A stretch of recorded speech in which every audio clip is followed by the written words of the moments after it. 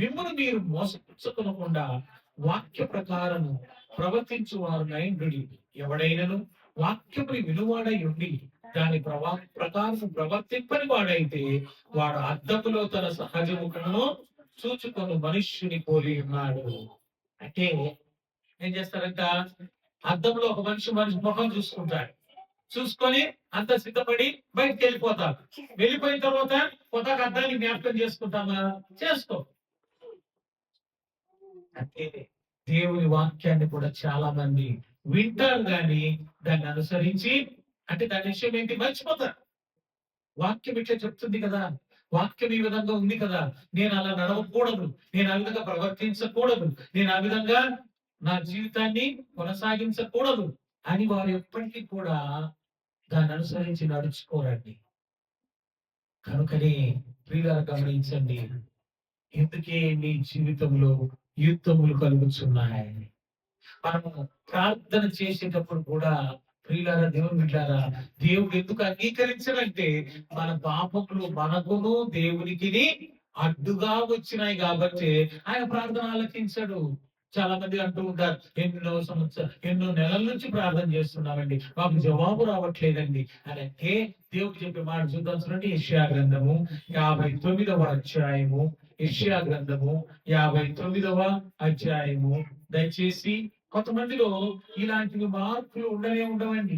వారి జీవితాల్లో ఎప్పుడు కూడా దుఃఖం ఎదుర్కొంటుంటారు, శ్రమను ఎదుర్కొంటూ ఉంటారు, శోధనను ఎదుర్కొంటూ ఉంటారు.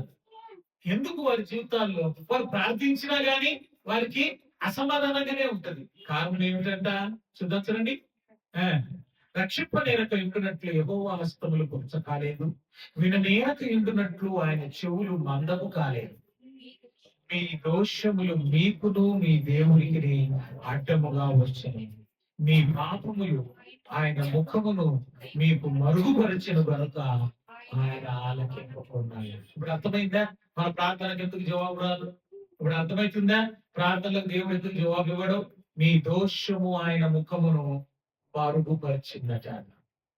మీ పాపములు ఆయనకు అడ్డుగా వచ్చినాయి కనుక దేవుడు ఆలకింపకున్నాడు నీ ప్రార్థన. ఎన్ని నెలలు నువ్వు చేసినా, ఎన్ని సంవత్సరాలు చేసినా, నీ పాపములు ఒప్పుకోకుండా, నీ పాపం నుంచి విడుదల పొందకుండా, నీ పాపములకు క్షమాపణ లేకుండా నీ ప్రార్థనకు దేవుడు జవాబివ్వడు. నీ అనారోగ్యతతో నువ్వు ఎంతున్నా నీకు స్వస్థత కలగడం లేదు. కారణం ఏం తెలుసా? నీ పాపము నిన్ను వెంటాడుతుంది కాబట్టి. కనుకనే ప్రభు ఇక్కడ చెప్తారు, మీ పాపములు మీకును మీ దేవునికి అడ్డుగా వచ్చెను. కనుక ఆయన స్పష్టంగా ఉండాలి కదా అక్కడ. అందుకే ఆయన మీ ప్రార్థన ఆలకింపకున్నాడు. ఒకవేళ ఎన్నైనా ప్రయత్నాలు చేయొచ్చు, అయితే ప్రియులారా దేవుని బిడ్డలారా గమనించండి. ఏంటట? ఇంకా పాపంలో జీవిస్తూ ఉంటున్నావేమో, చాలు 2025 సంవత్సరంలో చేసింది చాలేక 2026లోనికి వచ్చినావు. పాప స్వభావం, పాపపు జీవితం, పాపపు అలవాట్లు, పాపపు క్రియలు, పాపపు చూపులు, పాపపు నడతలు, వాటన్నిటి విడుదల పొందుతాయినా పోయిన ఏడాదంతానే ప్రార్థన చేసినామండి, మాకు జవాబు లేదు అంటున్నావు. కారణం ఏం తెలుసా? నీ దోషములు, నీ పాపములు దేవుని ముఖాన్ని మరుగుపరిచినాయి, దేవునికి నీకు అడ్డుగా వచ్చింది కాబట్టి నీ ప్రార్థనకు జవాబు లేదు. కాబట్టి దైవమైన బిడ్డలారా, ఈ సాయంకాల సమయంలో నీ జీవితంలో మరి నీకు కూడా మరి జవాబు కావాలంటే నీ జీవితాన్ని దేవునికి సమర్పించు. అప్పుడు ఆయన నీ మార్గాలను ఏం చేస్తాడంట? సరళం చేస్తాడు. నీ మార్గాలను ఆయన సరళం చేస్తాడు. 2వ దినవృత్తాంతములు 7వ అధ్యాయము, 2వ దినవృత్తాంతములు 7వ అధ్యాయము 14వ వచనాన్ని చదువుకుందాం. అక్కడ దేవుడైన ప్రభు సెలవిచ్చే మాటను మనము చూద్దాం. ఏమనంటున్నదండి?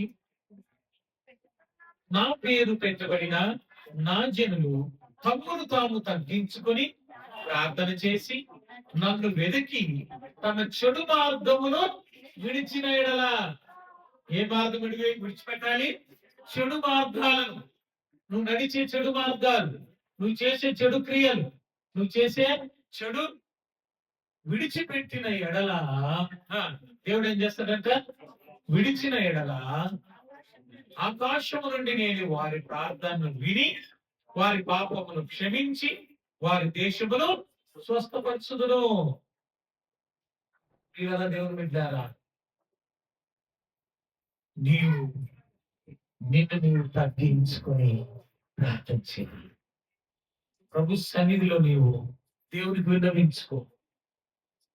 ప్రభువా, నన్ను క్షమించమని దేవుడు నాలో కూడా అలాంటి అపవిత్రమైన క్రియలు ఉన్నాయి, అపవిత్రమైన కార్యాలు ఉన్నాయి.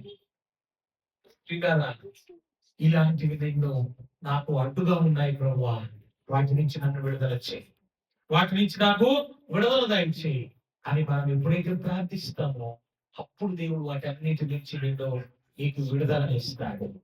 అప్పుడు నువ్వు ప్రార్థన చేయి.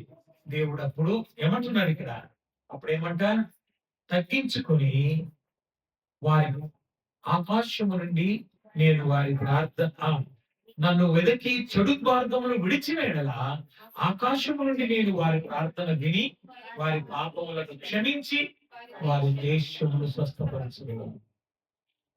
ఆకాశం నుండి ఆయన వింటాడు, విని ఏం చేస్తాడంట, వారి ప్రార్థన విని వారి పాపమును క్షమించి వారి దేశమును స్వస్థపరుస్తాడు. ఆయనకు విధేయుడమైనప్పుడే, ఆయన సన్నిధిలో నీ పాపములను ఒప్పుకొని వాటిని విడిచిపెట్టి, ఇక నుంచి నేను నిన్ను వెంబడిస్తాను, ఇక నుంచి నేను నిన్ను వెంబడిస్తాను. లోకమును వెంబడించి నష్టపోయినాను ప్రభువా, లోకమును వెంబడించి నేను నష్టపోయి ఉన్నాను, ఇక నేను నిన్ను వెంబడిస్తానయ్యా అని ఎవరైతే తీర్మానం చేసుకుంటారో అలాంటి వారి జీవితాలలో నీవు గొప్ప వెలుగును చూస్తావు, గొప్ప మార్పులను చూస్తావు. ఎందుకంటే నీ మార్గములు సరిగా లేవు, నీ మార్గములు వంకర మార్గములుగా ఉన్నాయి, నీ మార్గములు చెడు మార్గములుగా ఉన్నాయి, నీ ఆలోచన ధోరణి కూడా చెడు ఆలోచన ధోరణిగా ఉంటున్నది. కనుకనే దేవుడు ఆలకింపుకున్నాడు.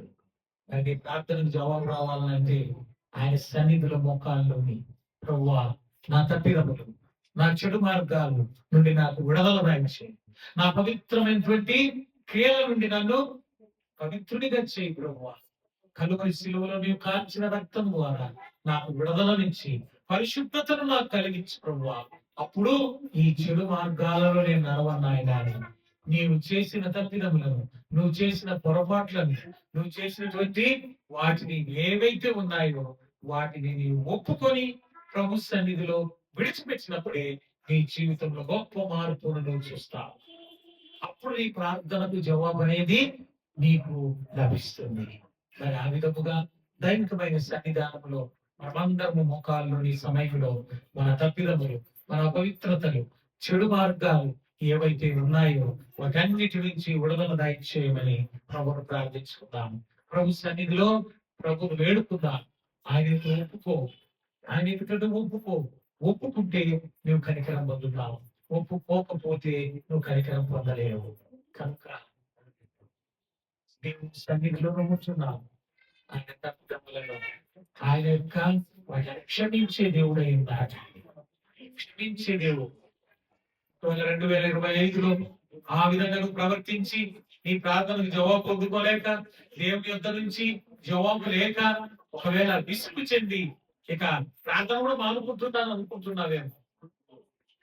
నీతో చెప్తున్నారు, నా కుమారుడా, నా కుమార్తె, నీ దోషములు నా ముఖమును మరుగుపరిచినాయి, నీ పాపములు నీకు నాకు అడ్డుగా వచ్చినాయి అని నీ దేవుడైన ప్రభు సెలవిస్తూ ఉంటున్నాడు. కనుక నీ అపవిత్రమైనటువంటి కార్యాలు, దేవునికి నీకు అడ్డుగా వచ్చినటువంటి క్రియలు ఏమైతే ఉన్నాయో ఆయనకి తెలుసు.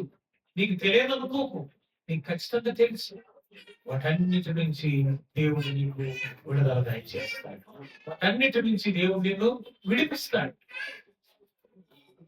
కనుక ఆయన ఒప్పుకో, విడిచిపెట్టు, కనికరాన్ని పొందుతావు, దేవుడు నీకు ఇస్తాడు. ఈ సమయంలో ఒప్పుకో. నేడే నీ పాపము లోపుకో, నీ పాపాడ గోలు తోడచ్చు.